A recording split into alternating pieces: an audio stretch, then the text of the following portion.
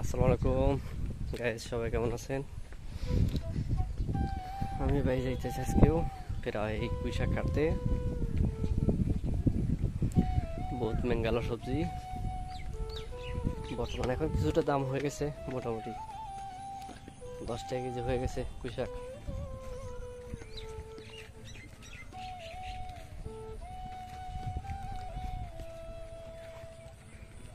এখন যাবো পুঁই শাক কাটবো।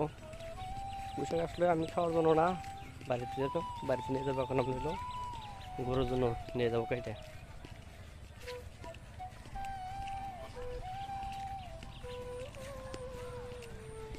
ভাই সবাই বলবেন আমাদের ভিউটা এরকম হচ্ছে। আমার কাছে অনেক সুন্দর লাগতেছে, সবুজ আর সবুজ, চারদিকে এখন সবুজ আর সবুজ। ধান ক্ষেত, সবুজ ধান ক্ষেত।